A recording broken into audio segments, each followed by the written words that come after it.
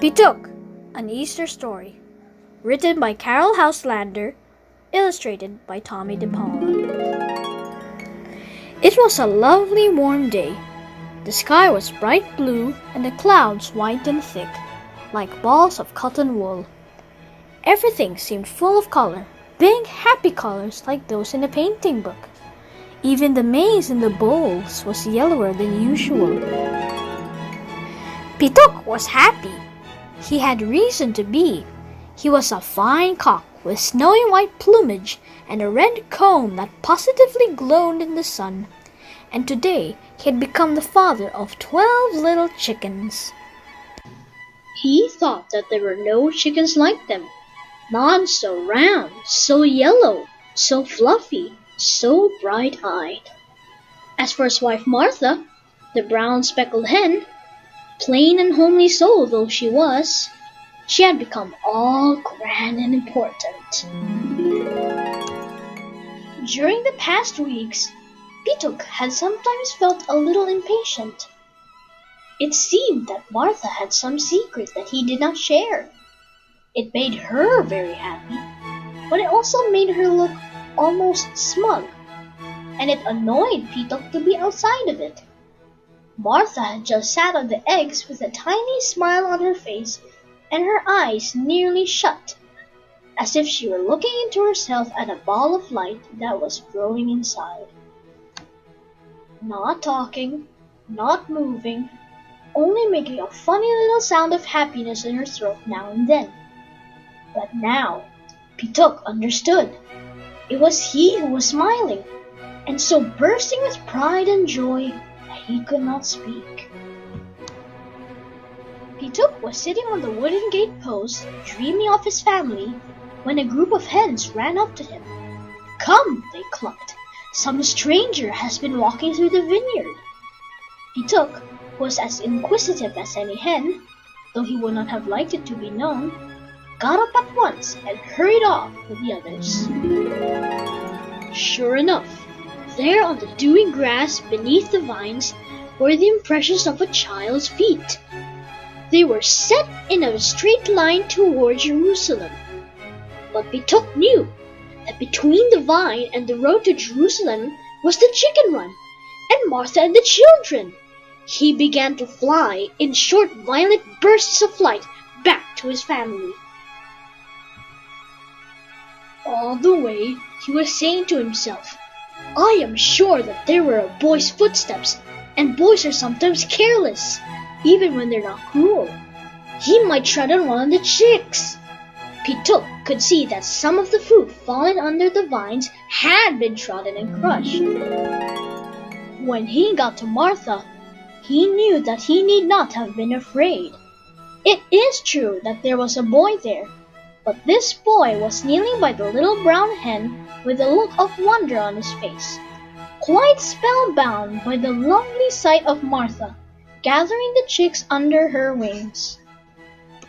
His hands, which were thin and golden colored, were spread out like protecting wings over Martha. His lips were slightly parted, his eyes shining.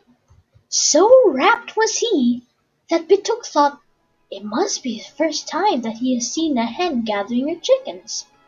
For Martha, prouder than ever, was clucking softly and pushing the little ones in under her wings. Petook preened himself. He strutted up and down and round and round. He noticed every detail of the day, just as people notice every detail in a picture if it is rare and lovely, and one which they may not see again. He noticed how strong-looking the slim hands were, that the child's garment was woven without a seam, and that the sandaled feet were stained with the splashes of juice by treading on fruit fallen from the vine. Suddenly, for sheer joy, Petook lifted his head and crowed. Years had gone by. Petook was quite old. He had just passed through an uneasy night. Everything had been steeped in moonlight, but all had looked strange and sad. He could see the distant hill of Calvary, where the three tall trunks always stood. Only when someone was to die did the trunks become crosses, for then the poor person brought the beam that was fastened across the trunks for him to hang on. By getting on top of the dovecot and stretching his neck, Petook could just see the trunks as dark bars on the shining sky. It seemed as if morning would never come. Martha was puffed out, sleeping on her eggs, and there was no one to talk to. The moonlight made long black shadows on the grass, and the grass was like pale green water. But suddenly there came a break in the sky, and like a red wound, morning came. And suddenly Petook crowed out loud and long, for he felt somehow excited and lifted up. He could not tell why. All day long he kept returning to the dovecot and looking, as if a spell were on him, at the trunks. At about midday, or maybe a little after, Petook saw that there was a little smudge at the top of the hill, which must be people. And then the crossbeam went up. When he saw it, he slowly opened his wings, for to him the cross looked just like that, like the opening of great wings. Of course, he did not know who was being lifted up there.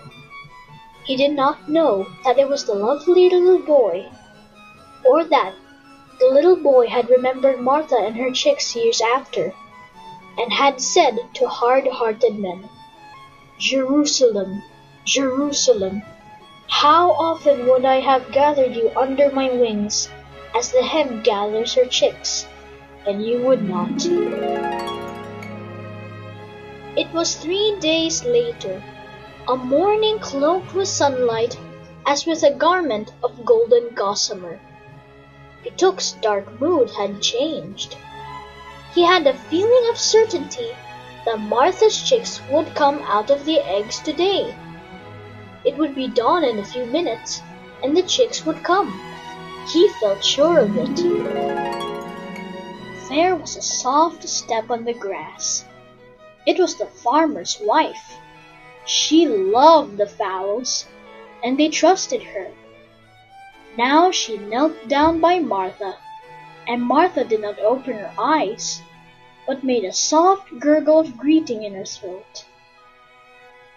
The woman put her hand gently under the hen's breast and drew out an egg. It was a lovely egg, a soft golden pink color, and it lay in the palm of the kind hand, warm and beautiful. The woman put the egg back. Then she leaned down. She was listening. Petook was listening too. So were the blades of grass, and the drops of dew on them. So were the leaves on the trees, and the stars that lingered still in the sky. The world was listening. Petook knew that. The trees everywhere were listening. All the winds held their breath. Every flower and leaf and bird was still. It was so quiet that Petook heard the chickens in the eggs tapping softly with their beaks to get out. Yes, Petook heard that, and he heard life everywhere, tapping softly, knocking softly to get out, to come out of the dark into the light, out of silence into sound, out of death into life. Bird and beast and seed in the earth and bud on the tree. Petook heard all that when the chickens tapped to get out. And suddenly one of them came. a struggling splutter of gold fluff. The woman laughed, and the sky broke into a splendor of light. Petook threw back his head and crowed and crowed and crowed. His red coat burned in glory. The white feathers in his plumage dazzled in the light. The new chicken danced at his feet. He crowed again and again and again. It was Easter morning.